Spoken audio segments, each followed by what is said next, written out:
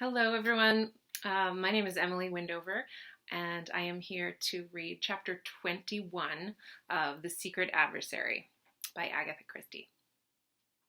Chapter 21. Tommy Makes a Discovery. For a moment or two, they stood staring at each other stupidly, dazed with the shock.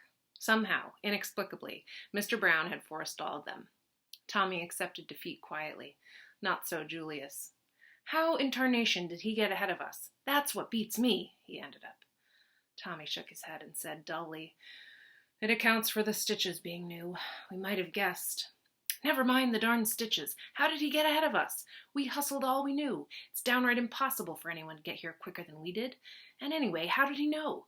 Do you reckon there was a dictaphone in Jane's room? I guess there must have been." But Tommy's common sense pointed out objections. No one could have known beforehand that she was going to be in that house, much less that particular room. "That's so," admitted Julius.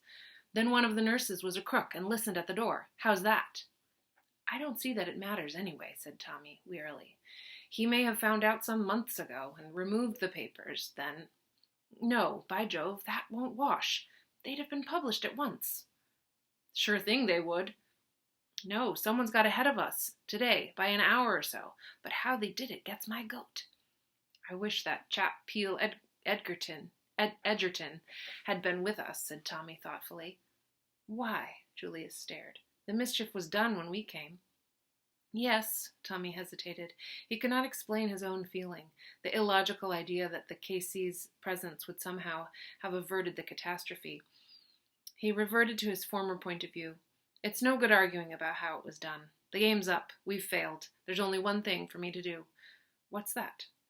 "Get back to London as soon as possible. Mr. Carter must be warned. It's only a matter of hours now before the blow falls, but at any rate, he ought to know the worst." The duty was an unpleasant one, but Tommy had no intention of shirking it. He must report his failure to Mr. Carter. After that, his work was done. He took the midnight mail to London. Julius elected to stay the night at Holyhead. Half an hour after arrival, haggard and pale, Tommy stood before his chief. "I've come to report, sir. I've failed badly." Mr. Carter eyed him sharply. "You mean that the treaty is in the hands of Mr. Brown, sir?" "Ah," said Mr. Carter quietly. The expression on his face did not change, but Tommy caught the flicker of despair in his eyes. It convinced him, as nothing else had done, that the outlook was hopeless. "Well," said Mr. Carter after a minute or two, "we mustn't sag at the knees, I suppose. I'm glad to know definitely. We must do what we can." Through Tommy's mind flashed the assurance, "It's hopeless, and he knows it's hopeless." The other looked up at him. "Don't take it to heart, lad," he said kindly. "You did your best. You were up against one of the biggest brains of the century, and you came very near success. Remember that." "Thank you, sir. It's awfully decent of you." "I blame myself. I've been blaming myself ever since I heard this other news."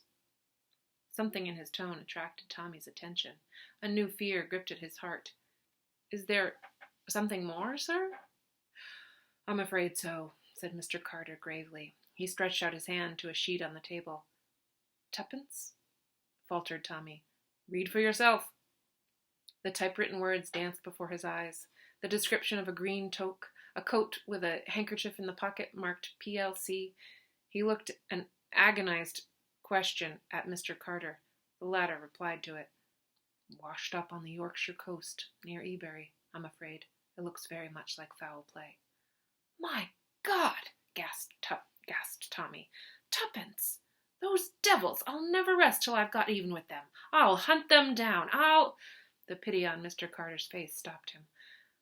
"I know what you feel like, my poor boy, but it's no good. You'll waste your strength uselessly. It may sound harsh, but my advice to you is cut your losses. Time's merciful. You'll forget." "Forget Tuppence? Never!" Mr. Carter shook his head. "So you think now? Well, it won't bear thinking of. That brave little girl. I'm sorry about the whole business. Confoundedly sorry." Tommy came to himself with a start. "I'm taking up your time, sir," he said with an effort. "There's no need for you to blame yourself. I dare say we were a couple of young fools to take on such a job. You warned us all right, but I wish to God I'd been the one to get it in the neck. Goodbye, sir. Back at the Ritz, Tommy packed up his few belongings mechanically, his thoughts far away. He was still bewildered by the introduction of tragedy into his cheerful, commonplace existence. What fun they had had together, he and Tuppence. And now, oh, he couldn't believe it. It couldn't be true. Tuppence dead. Little Tuppence, brimming over with life. It was a dream, a horrible dream, nothing more. They brought him a note, a few kind words of sympathy from Peel Edgerton, who had read the news in the paper. There had been a large headline, "Ex-VAD feared drowned." The latter ended with the offer of a post on a ranch in the Argentine, where Sir James had considerable interests. "Kind old beggar," muttered Tommy as he flung it aside. The door opened, and Julius burst in with his usual violence. He held an open newspaper in his hand. "Say, what's all this? They seem to have got some fool idea about Tuppence." "It's true," said Tommy quietly. "You mean they've done her in?"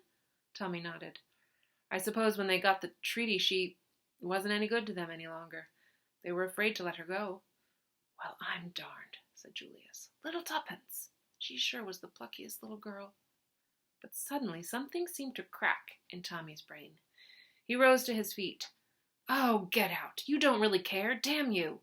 You asked her to marry you in your rotten, cold-blooded way, but I loved her. I'd have given the soul out of my body to save her from harm. I'd have stood by without a word and let her marry you because you could have given her the sort of time she ought to have had, and I was only a poor devil without a penny to bless himself with, but it wouldn't have been because I didn't care." "See here," began Julius temperately. "Oh, go to the devil. I can't stand your coming here and talking about little Tuppence. Go and look after your cousin. Tuppence is my girl. I've always loved her, from the time we played together as kids. We grew up, and it was just the same. I shall never forget when I was in hospital, and she came in that ridiculous cap and apron. It was like a miracle to see the girl I loved turn up in a nurse's kit." But Julius interrupted him. "A nurse's kit. Gee whiz, I must be going to Colney Hatch. I could swear I've seen Jane in a nurse's cap, too.